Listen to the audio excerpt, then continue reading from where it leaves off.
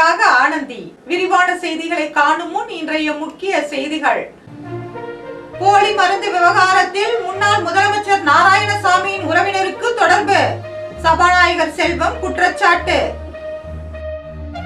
கடற்கரை மண்டல மேலாண்மை திட்ட வரைவு ஆலோசனை கூட்டம், முதலமைச்சர் ரங்கசாமி தலைமை. உணவகத்தில் தவறவிட்ட 17 பவுன் நகைகள் உரியவர்களிடம் ஒப்படைத்த போலீசார், திண்டிவனம் அருகே பரபரப்பு. போலி மருந்து விவகாரம், வாரண்ட் கோரி சிபிசிஐடி போலீசார் மனு. இனி விரிவான செய்திகள். போலி மருந்து விவகாரத்தில் முன்னாள் முதலமைச்சர் நாராயணசாமியின் உறவினருக்கு தொடர்பு இருப்பதாக சபாநாயகர் செல்வம் குற்றம் சாட்டியுள்ளார். புதுச்சேரி சட்டசபையில் சபாநாயகர் செல்வம் செய்தியாளர்களுக்கு பேட்டியளித்தார். அப்பொழுது அவர் புதுச்சேரியில் கண்டுபிடிக்கப்பட்ட போலி மருந்து தொழிற்சாலை விவகாரத்தில் காங்கிரஸ் கட்சி தலைவரும் முன்னாள் முதலமைச்சருமான நாராயணசாமி தன்னை தொடர்பு படுத்தி அவதூறு பேசி வருவதாகவும், சம்பந்தப்பட்ட போலி மருந்து தொழிற்சாலை மருந்திற்கான மூலப்பொருட்கள் அனைத்தும் திருபுவனைப்பாளையத்தில் உள்ள மருந்து தொழிற்சாலையில் இருந்து கையகப்படுத்தப்பட்டு இருப்பதாகவும், தொழிற்சாலைக்கு 2017ஆம் ஆண்டு அனுமதி கொடுத்தது அப்போதைய முதல்வராக இருந்த நாராயணசாமியுடன் சபாநாயகராக இருந்த வைத்திலிங்கம் தான் என்று குற்றம் சாட்டினார். இங்கிருந்தால் மேட்டுப்பாளையம் தொழிற்சாலைகளுக்கு தேவையான மருந்துகள் அனுப்பி வைக்கப்பட்டுள்ளதாகவும், மேலும் 2010ஆம் ஆண்டு அபிஷேகப்பாக்கத்தில் வைத்திலிங்கத்தின் உறவினருக்கு சொந்தமான இடத்தில் மருந்து தொழிற்சாலைக்கு அனுமதி கொடுக்கப்பட்டுள்ளதாகவும், அந்த தொழிற்சாலை தற்போது பூட்டி சீல் வைக்கப்பட்டுள்ளதாகவும் தெரிவித்த அவர், போலி மருந்து விநியோகம் தொடர்பாக 6 அதிகாரிகள் கைது செய்யப்பட்டிருப்பதை தெரிவித்தார். அந்த போலி மருந்து விநியோகத்தில் கைது செய்யப்பட்டுள்ள மருந்தாளுநர் கம்பெனிக்கும் நாராயணசாமி நெருங்கிய சட்ட சொந்தம் உள்ளவர் என்றும் 50% பங்கு அவருக்கு உள்ளதாகவும் தெரிவித்தார். 6 பேர் கைது செய்யப்பட்ட போது 20 நாட்கள் அமைதியாக இருந்த நாராயணசாமி தற்போதுதான் பேட்டி அளிப்பதாகவும், இந்த விவகாரத்தில் வாய்மூடி மௌனியாக இருந்தது நாராயணசாமி தான் என்று குற்றம் சாட்டினார். அப்போது அவரது கட்சியை சேர்ந்தவரும் துணை சபாநாயகருமாக இருந்த MNR பாலன் புதுச்சேரியில் போலி மருந்து விநியோகம் குறித்து குற்றச்சாட்டுகளை எழுப்பி வந்ததாகவும், சட்டமன்றத்திலும் இதுகுறித்த கேள்விகளை முன்வைத்ததாகவும் அவர் விளக்கம் அளித்தார். தேசிய ஜனநாயக கூட்டணி ஆட்சி குறித்து தேர்தலில் தோல்வி பயம் ஏற்பட்டதன் காரணமாகவே தன் மீது அவதூறை அள்ளி வீசி வருவதாகவும், இந்த அவதூறுக்கெல்லாம் தான் பயந்தவன் இல்லை என்றும் அவர் விளக்கம் அளித்தார். மருந்து தொழிற்சாலை விவகாரத்தை கவர்னர் கையில் எடுத்திருப்பதாகவும், சரியான திசையில் விசாரணை சென்று கொண்டிருப்பதாகவும் அவர் கூறினார். கடற்கரை மண்டல மேலாண்மை திட்ட ஆலோசனை கூட்டம் முதலமைச்சர் ரங்கசாமி தலைமையில் நடைபெற்றது. புதுச்சேரி அரசு சார்பில் கடற்கரை மண்டல மேலாண்மை திட்டத்திற்கான வரைவு அறிக்கை தயார் செய்வதற்கான அரசின் துறைகளான சுற்றுலா, மீன்வளம், அறிவியல், தொழில்நுட்பம் மற்றும் வனத்துறை ஆகிய துறைகளை உள்ளடக்கிய கலந்தாய்வு கூட்டம் முதலமைச்சர் ரங்கசாமி தலைமையில் சட்டசபையில் உள்ள கேபினெட் அறையில் நடைபெற்றது. கூட்டத்தில் சபாநாயகர் செல்வம், அமைச்சர்கள் லட்சுமி நாராயணன், தேனி ஜெயக்குமார், தலைமை செயலர் சரத் சௌகான் மற்றும் அதிகாரிகள் கலந்து கொண்டனர். புதுச்சேரி யூனியன் பிரதேசத்தில் உள்ள கடற்கரை பகுதிகளில் சுற்றுலா திட்டங்களை மேற்கொள்வது, பிற துறைகளின் கடல் சார்ந்த திட்டங்களை மேற்கொள்வது குறித்து துறைகளின் கருத்துக்கள் முதல்வர் முன்னிலையில் சமர்ப்பிக்கப்பட்டது.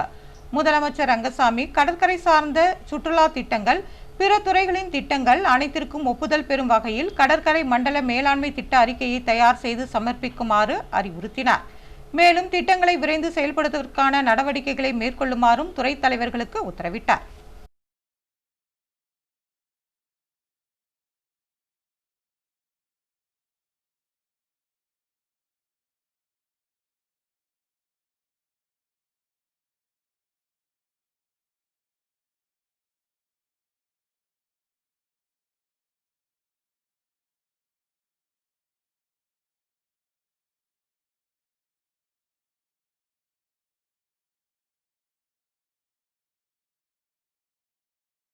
திண்டிவனம் அருகே உணவகத்தில் தவறவிட்ட 17 பவுன் நகையை போலீசார் மீட்டு உரியவர்களிடம் பத்திரமாக ஒப்படைத்தனர்.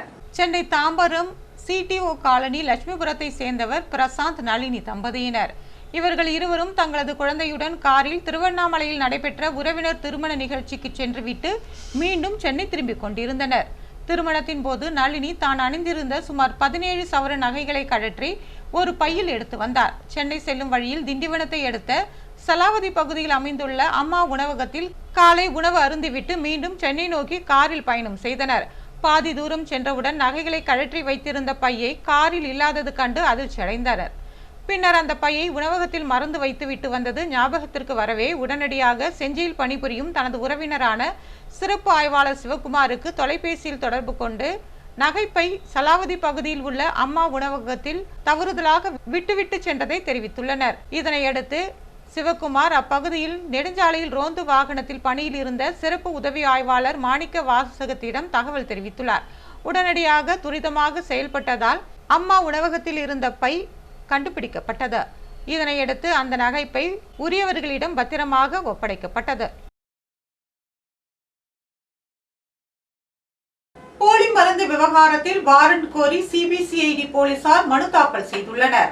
போலி மருந்து விவகாரம் தொடர்பாக சன்பார்மா நிறுவனம் அளித்த புகாரின் பேரில் சிபிசிஐடி போலீசார் வழக்கு பதிவு செய்து 2 பேரை கைது செய்தனர். ராஜா என்பவரை தேடி வருகின்றனர். கைது செய்யப்பட்டவர்களை விசாரித்ததில் ஒரு கம்பெனி உள்ளிட்ட 11 இடங்களில் போலி மருந்து தயாரித்தது தெரியவந்தது.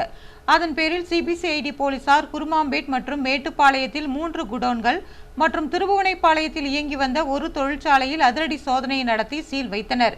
மேலும் 7 இடங்களில் சோதனை நடத்த அனுமதி கோரி சிபிசிஐடி போலீசார் நேற்று மாவட்ட முதன்மை குற்றவியல் நீதிமன்றத்தில் மனு தாக்கல் செய்தனர். நீதிமன்றம் அனுமதி கிடைத்ததும் 7 இடங்களிலும் ஒரே நேரத்தில் சோதனை நடத்த போலீசார் நடவடிக்கை எடுத்து வருகின்றனர்.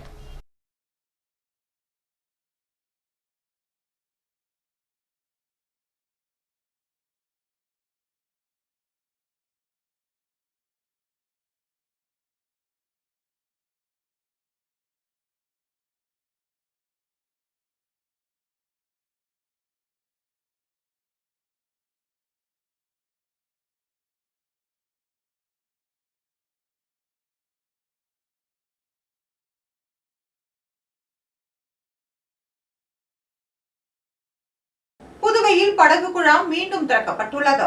டிட்வா புயல் காரணமாக புதுச்சேரியில் கடந்த 3 நாட்களாக தொடர் மழை பெய்தது. சுற்றுலா இடங்கள், கோவில் மற்றும் வியாபார நிறுவனங்கள், ஹோட்டல்களில் மக்கள் கூட்டம் இல்லாமல் காணப்பட்டது. புயல் எச்சரிக்கை அறிவிப்பை அடுத்து நோனாங்குப்பம் படகு குழாம் கடந்த 3 நாட்களாக படகுகள் இயக்கப்படாமல் இருந்தன. இந்நிலையில் மழை குறைந்ததை தொடர்ந்து படகு குழாமில் இருந்து பாரடைஸ் பீச்சிற்கு நேற்று படகுகள் இயக்கப்பட்டன.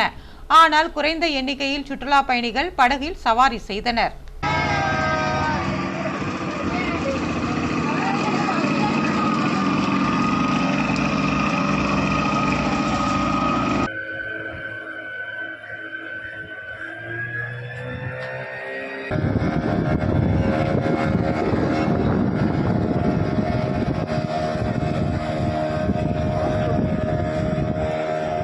புதுச்சேரியில் விஜயின் ரோட் ஷோவிற்கு அனுமதி வழங்குவதில் இழுபறி நீடித்து வருகிறது. தமிழக வெற்றி கழக தலைவர் விஜய் வரும் 5ஆம் தேதி புதுச்சேரியில் ரோட் ஷோ வாயிலாக மக்களை சந்திக்க திட்டமிட்டுள்ளார். காலாப்பட்டு முதல் கன்னியகோவில் வரை ரோட் ஷோ செல்லவும், சோனாம்பாளையத்தில் வாகனத்தில் இருந்தபடி பேசவும் அனுமதி கேட்டு முதலமைச்சர் ரங்கசாமியிடமும் டிஜிபி அலுவலகத்திலும் தமிழக வெற்றி கழக நிர்வாகிகள் கடந்த 26ஆம் தேதி மனு அளித்தனர். போலீசார் எந்த பதிலும் அளிக்காததால் டிஜிபியை சந்திக்க கட்சியின் பொதுச் செயலாளர் ஆனந்த் கடந்த 29ஆம் தேதி சென்றார். ஆனால் டிஜிபி அங்கு இல்லாததால் சந்திக்க முடியவில்லை. இந்நிலையில் நேற்று மீண்டும் டிஜிபி அலுவலகத்திற்கு ஆனந்த் சென்றார். நேற்றும் டிஜிபி இல்லாததால் ஐஜி அஜித்குமார் சிங்லாவை சந்தித்து ரோட் ஷோவிற்கு அனுமதி கேட்டு கோரினார். அவர் டிஜிபி மற்றும் டிஐஜி ஊரில் இல்லாததால் அவர்கள் வந்த பிறகு வருமாறு தெரிவித்தார். இதனையடுத்து அங்கு செய்தியாளர்களுக்கு பேட்டியளித்த ஆனந்த் விஜயின் ரோட் ஷோ நிகழ்ச்சிக்கு நிச்சயம் அனுமதி கிடைக்கும் என்று தெரிவித்தார்.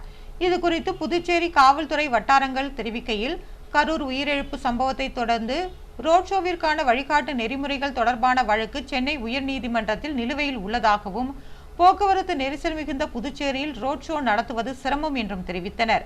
எனவே திடல் போன்ற இடத்தில் மக்கள் மத்தியில் விஜய் பேச அனுமதி தருவது குறித்து ஆலோசிக்கப்பட்டு வருவதாகவும், இது தொடர்பாக தாவேகா நிர்வாகிகளை அழைத்து ஆலோசனை நடத்தி முடிவு எடுக்கப்படும் என்றும் தெரிவித்தனர்.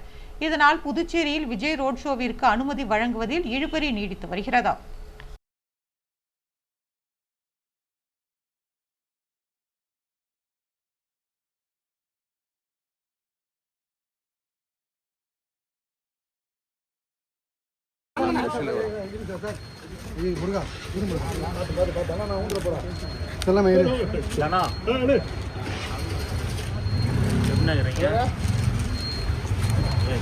முதலமைச்சர் கேட்டிருக்கீங்க சார், முதலமைச்சர் லெட்டர் கொடுத்துருக்கீங்க. இப்போ எஸ்எஸ்பியை பார்க்க வந்திருக்கீங்க. ரோட் ஷோ தண்ணி சார் ரோட் ஷோக்கு அனுமதியா சார்? ரோட் ஷோக்கு அனுமதியா இல்லை பொதுக்கூட்டம் ரோட் ஷோ தான் வேணுமா சார்? கேட்டிருக்கீங்க.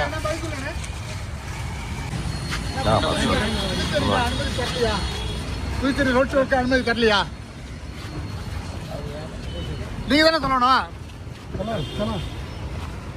ஜான்குமார் எப்படி ஆதரவா பார்த்தீங்களா? ரோட் ஷோக்கு அனுமதி கொடுக்கணும், இல்லை நானே வந்து இப்போ எஸ்எஸ்சி பேசுவேன். அமைச்சர் பேட்டி பார்க்குறீங்க, நீங்கள் அனுப்புகிறேன்.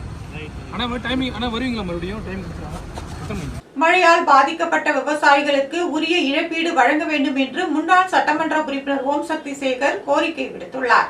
அதிமுக உரிமை மீட்பு குழு மாநில செயலாளர் ஓம் சக்தி வெளியிட்டுள்ள அறிக்கையில், டிட்வா புயலின் தாக்கம் காரணமாக காரைக்கால் மாவட்டத்தில் விவசாய நிலங்கள் தண்ணீரில் மூழ்கி நெற்பயிர்கள் அழுகும் நிலையில் உள்ளதாகவும், பருத்தி உள்ளிட்ட பிற பயிர்களும் கடுமையாக சேதமடைந்துள்ளதாகவும் குறிப்பிட்டுள்ளார்.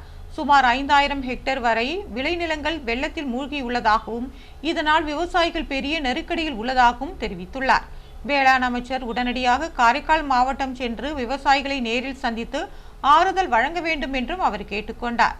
சேதங்களை முழுமையாக கணக்கெடுத்து தகுதியான விவசாயிகளுக்கு அவசர நிவாரணம் மற்றும் இழப்பீடு வழங்க வேண்டும் என்றும், அதேபோல புதுவை மாநிலத்தின் பிற பகுதிகளிலும் கனமழை காரணமாக விளைநிலங்கள் சேதமடைந்திருந்தால் அதன் கணக்கெடுப்பையும் விரைவாக செய்து உரிய நடவடிக்கைகளை மேற்கொண்டு முதல்வர் வேளாண் துறைக்கு தக்க உத்தரவை வழங்க வேண்டும் என்றும் கூறியுள்ளார். மழையால் பாதிக்கப்பட்ட மக்களுக்கு 5 கிலோ இலவச அரிசியை முன்னாள் சட்டமன்ற உறுப்பினர் நந்தா சரவணன் வழங்கினார். டிட்வா புயல் காரணமாக புதுச்சேரியில் அதிக கனமழைக்கான ரெட் அலர்ட் விடுக்கப்பட்டிருந்த நிலையில் புயலின் வேகம் குறைந்ததால் பரவலாக மழை பெய்து வருகிறது. பலர் மழையின் காரணமாக செல்ல முடியாமல் தங்களது வாழ்வாதாரத்தை இழந்து வீட்டிலேயே முடங்கி கிடக்கும் சூழல் ஏற்பட்டுள்ளது. இதனால் அன்றாட தேவைக்கான பொருட்களை கூட வாங்க முடியாத சூழல் ஏற்பட்டுள்ளது. இந்நிலையில் மழையால் பாதிக்கப்பட்ட முத்தியால்பேட்டை தொகுதி மக்களுக்கு உதவும் வகையில் முன்னாள் திமுக சட்டமன்ற உறுப்பினர் நந்தா சரவணன் டிவி நகர் பகுதியில் உள்ள அனைத்து குடும்ப அட்டைதாரர்களுக்கும் தலா 5 கிலோ அரிசி மூட்டைகளை வழங்கினார். பல்வேறு பகுதிகளில் மழைநீர் தேங்கியுள்ள நிலையில் அப்பகுதியில் உள்ள அனைத்து மக்களும் பயன்பெற வேண்டும் என்ற நோக்கில் அவர் வீடு வீடாக சென்று அரிசி மூட்டைகளை வழங்கினார்.